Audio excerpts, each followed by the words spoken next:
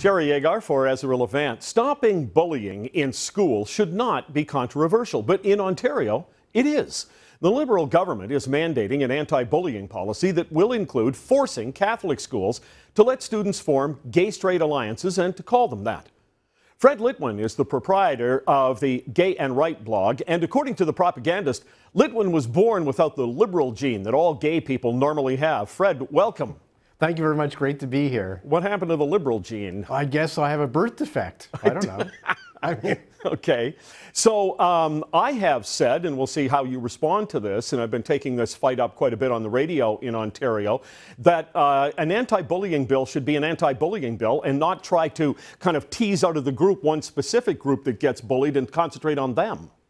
Well, look, I agree. Look, you know, you can't, we always go overboard with these things. You know, as I say, you can't legislate this clubs and force people and think people are going to join just because you legislated. If people want to form gay-straight alliances, they could do it themselves. And by the way, you could do it online. Lots of room for friendship between various groups. You don't need to have legislation on this at all. Well, yeah, I suspect that for some people at least there may be more behind this, because there was another bill the Conservatives had put forth that was just simply an anti-bullying bill. And if a bill can do anything to support or to support kids and to stop bullying, then if it were just about bullying, they could have passed that and got on with it. Well, look, you know, we all know bullying is bad and bullying is wrong, you know, but boy, you know, things have changed. You know, in the old days, I was leafing through a book of a magazine of the Jewish Forward, which was a socialist magazine of the 1950s. And there was a picture of heavyweight Jim Braddock teaching a bunch of kids at the Hebrew Home for Kids how to confront bullying. And it was basically, you know, get up your fists. That's how you confront bullies. Wow, you know, things have changed. Things have changed. Would you actually say to gay kids, to other groups, the fat kid, the not so good looking girl, the awkward immigrant, all those people, just beat the bully up and you'll be fine? Well, it's not what I would say, but I say, you know what, sometimes it may come to that, but you know what, there's lots of avenues, lots of options. We know how to teach people where to go, where to get help, what to do, but at last resort, you know, you got to take care of yourself.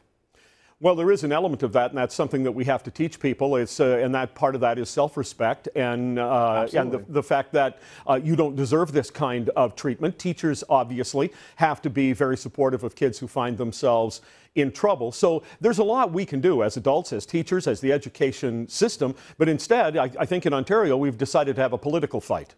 Well, absolutely, an unnecessary political fight, and one that's just taking time and resources from other issues. Okay, we know bullying is bad, we know it's a problem, we have resources, we know how to deal with it. Let's get on with other important issues, least of which is an incredible deficit here in this province. Well, I wonder if Premier McGuinty is playing some sort of gay card. Well, I think, you know, it always comes back to identity politics. And this is a real problem for a lot of people. You know, stop playing identity politics. Let's go on with real issues because identity politics divides us. It doesn't unite us, and we need to be united. You get bullied when you were a kid? I was bullied. You know, I was bullied in Hebrew school. I mean, I was bullied in camp, and you know, we just learn how to deal with it. And when you actually confront bullies, it stops. I don't want to make this next question sound like I'm minimizing it, but are gay kids specifically, are they hugely, inordinately bullied today in Canadian schools, do you think? You know, I'm sure there's some bullying, but times have changed. I mean, the attitude towards gay people in this country and in North America has changed dramatically for the better. I mean, when I was growing up when I was in university in 1978, the police were still raiding gay bars, and now we have same-sex marriage. Times have changed. So I'm sure there may be some bullying, but you know what, if you look at the ultimate in stats, suicide stats, you know, it's men in the 40s who are problematic. In fact, we have a suicide problem in this country. It's not gay teens, it's men, and something we need to have a real serious look at.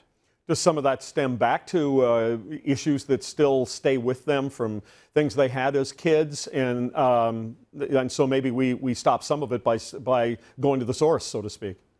Yeah, I think so, and you know, look, we know bullying is bad, and we've instructed people on how to deal with it. Let's go deal with it, but you know what? There's some really big problems here, and I think male suicide overall is a huge thing we need to start talking about. Oh, I really wonder whether or not, even if you had a group called the Gay Straight Alliance, if the people who actually need to be set straight, so to speak, on bullying would be apt to show up. It might be a group of people sitting around sort of preaching to the choir. Well, they wouldn't show up, but you know, it is nice to have friends, for sure.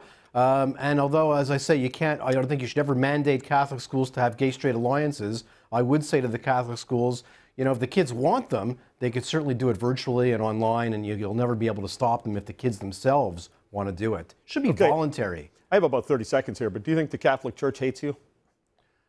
No, I don't think they hate me, although clearly there's issues to be dealt with, but no, I don't think they hate me. I appreciate your time today. Well, thank you very much. Thank you.